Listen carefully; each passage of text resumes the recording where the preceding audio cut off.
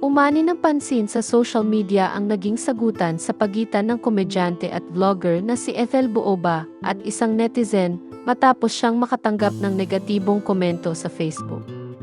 Kilala si Ethel sa kanyang matapang at diretsahang personalidad, kaya naman hindi niya pinalampas ang isang komentong bumatiko sa kanya. Sa isa sa kanyang Facebook posts, may isang babaeng netizen na nag-iwan ng komento na tumawag sa kanya ng gurang at kulobot. Dahil dito, agad itong napansin ng komedyana at hindi siya nagdalawang isip na sagutin ang naturang komento. Ayon sa ulat, hindi lamang simpleng sagot ang ginawa ni Ethel. Sinilip pa niya ang profile ng netizen at nagbahagi pa ng screenshot ng komento nito, kasama ang larawan ng nagkomento. Sa komento ng netizen, malinaw na pinupunan nito ang hitsura ng komedyana at tila nais itong maliitin sa publiko. Ngunit hindi pumayag si Ethel na manahimik na lamang. Kilala siya sa kanyang matapang na humor at mabilis na pagrebat, kaya agad siyang sumagot sa paraang maihalong biro at pang-aasar. Wala bang salamin sa inyo? Papadalhan kita.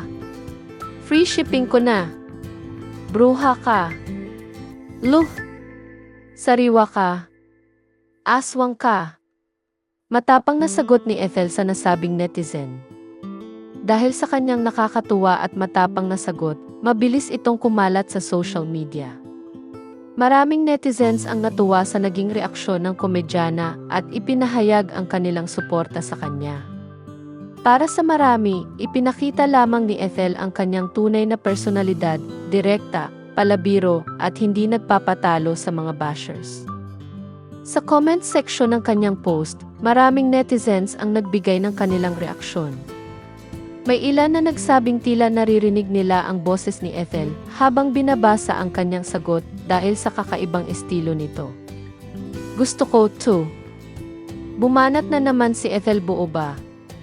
Parang naririnig ko talaga siya habang nagsasalita. Tawang-tawa ako. Komento ng isang netizen.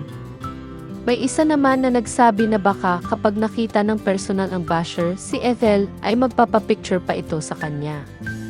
Pag nakita kanya ng personal, sis, baka siya pa ang unang magpapapicture sa'yo. Pabirong sabi ng isa pang netizen.